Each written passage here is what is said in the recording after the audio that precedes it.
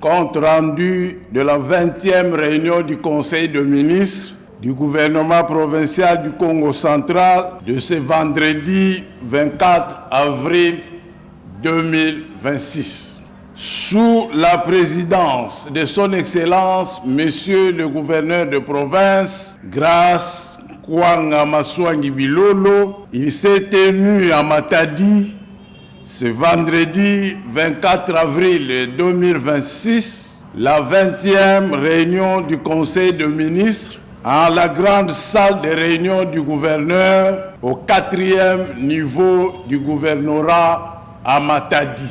4 points ont figuré à l'ordre du jour, à savoir 1. Communication de son Excellence, Monsieur le gouverneur de province. 2. Lecture et adoption du procès verbal de la 19e réunion du Conseil de ministres du vendredi 17 avril 2026. 2. Lecture et adoption du procès verbal de la 19e réunion du Conseil de ministres du vendredi 17 avril 2026. 3. Examen des textes. 4. Enfin, divers. 1. De la communication de son Excellence, Monsieur le gouverneur de province. Ouvrant la séance, son Excellence, Monsieur le gouverneur de province, a salué le membre du Conseil de ministres et leur a souhaité la bienvenue. Sa communication a porté sur 3 points, à savoir 1. La session parlementaire de mars 2026.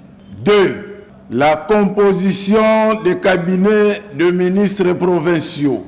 3. Enfin, la démission du directeur général de la Direction générale des recettes du Congo central, DGRKC en sigle. 1. De la session parlementaire de mars 2026. Le gouverneur a rappelé que, comme annoncé lors du précédent Conseil de ministres, la session parlementaire de mars 2026 est essentiellement consacrée au contrôle parlementaire des ministères provinciaux et des services publics provinciaux. À cet effet, il a invité une fois de plus les membres du gouvernement à s'y préparer dans un esprit de redevabilité et de franche collaboration avec la représentation provinciale. 2. De la composition des cabinets des ministres provinciaux. Abordant le deuxième point, il a rappelé que la province du Congo central traverse depuis le mois de septembre 2025 une zone de turbulence aggravée par les contextes macroéconomiques nationaux avec un impact négatif sur les recettes provinciales. Pour ce faire, il a instruit son directeur de cabinet afin de transmettre ses instructions aux ministres provinciaux. 3. De la démission du directeur général de la Direction générale des recettes du Congo central, DGRKC en sigle. L'autorité de province a informé le Conseil de la démission du directeur général de la Direction générale des recettes du Congo central, DGRKC en sigle, M. Julien Zamwangana Mpanzu, ce vendredi 24 avril 2026 pour des raisons de convenance personnelle. C'est dont le Conseil a pris acte. 2. De l'adoption du procès verbal de la 19e réunion du Conseil des ministres du 17 avril 2026. Après lecture faite par le secrétaire général du gouvernement provincial, le procès verbal de la 19e réunion du Conseil des ministres tenu le vendredi 17 avril 2026 a été adopté à l'unanimité. 3. De l'examen des textes. 4 textes ont été soumis à l'examen et adoption. 1. Le texte relatif à la poursuite de l'examen du projet de dit sur l'assainissement et la protection de l'environnement. 2. Le projet d'arrêté provincial modifiant et complétant l'arrêté provincial numéro 090-10-KC-032-2024 du 23 septembre 2024 portant organisation et fonctionnement de la Direction générale des recettes de la province du Congo central, DGRKC en sigle. 3. Projet d'arrêté provincial modifiant et complétant l'arrêté provincial numéro 090-10-KC-041-2024 du 10 août 2024 fixant le statut du directeur général, des directeurs généraux adjoints et des directeurs de la Direction générale des recettes de la province du Congo central, DGRKC en sigle. 4. Enfin, le projet d'arrêté provincial portant organisation et fonctionnement des cabinets ministériels du Congo central. 1. Poursuite de l'examen de l'édit sur l'assainissement de la protection de l'environnement. Le Conseil a poursuivi l'examen du dit projet d'édit sur l'assainissement et la protection de l'environnement conformément à la décision prise lors de la précédente réunion au cours de laquelle le premier chapitre du titre 2 du dit projet avait été examiné. Ainsi, l'examen du dit projet d'édit s'est poursuivi article par article. Au cours de l'examen, quelques amendements de forme ont été soulevés par les membres du Conseil et ont été pris en compte séance tenante. Sur décision du Conseil, l'examen de ce projet d'édit a été interrompu et se poursuivra à la prochaine réunion du Conseil. 2. Projet d'arrêté provincial modifiant et complétant l'arrêté provincial numéro 090-10-KC-032-2024 du 10 août 2024 portant organisation et fonctionnement de la Direction générale des recettes de la province du Congo central, DGRKC en sigle. Le Conseil de ministres a examiné l'édit arrêté provincial dont le mobile principal de la prise de cet arrêté est motivé par la nécessité d'apporter des réaménagements d'ordre structurel, fonctionnel et technique au sein de la DGRKC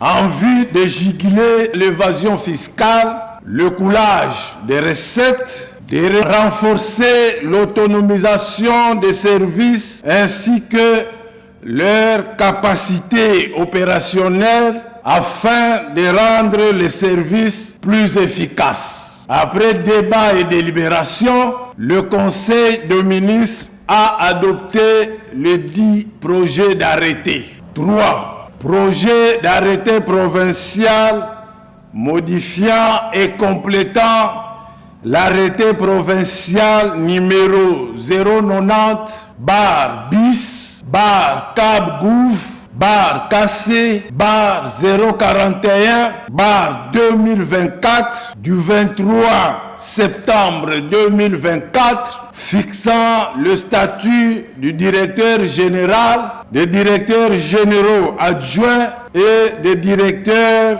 de la direction générale des recettes de la province du Congo central, DGRKC en sigle. Le Conseil a examiné le projet d'arrêté susvisé. L'économie de ce texte repose sur la nécessité d'adopter le statut du directeur général, des directeurs généraux adjoints, ainsi que des directeurs de la Direction générale des recettes de la province du Congo central, DGRKC en sigle, à la nouvelle configuration. Après examen des articles concernés par la modification, le Conseil des ministres a adopté le dit projet d'arrêté. 4. Projet d'arrêté provincial portant organisation et fonctionnement des cabinets ministériels du Congo central. Le Conseil des ministres a procédé à l'examen du projet d'arrêté provincial portant organisation et fonctionnement des cabinets ministériels du Congo central. La motivation ayant justifié la prise de cet arrêté réside dans la nécessité de l'actualiser afin de le conformer à la configuration actuelle du gouvernement provincial et d'y apporter des modifications jugées utiles au regard des réalités fonctionnelles observées. Après débat et délibération, le Conseil des ministres a adopté le dit projet d'arrêté. 4. Divers. Au chapitre des divers, un certain nombre d'interventions ont été enregistrées portant essentiellement sur quelques informations, à savoir 1. Intervention du ministre provincial en charge des affaires coutumières, communication et porte-parole du gouvernement provincial. Prenant la parole, le ministre provincial ayant les affaires coutumières, communication et porte-parole du gouvernement provincial dans ses attributions, a informé le membre du conseil de l'institution d'une commission en prévision de l'organisation d'un atelier de mise à niveau en faveur des chefs coutumiers en collaboration avec le pouvoir central.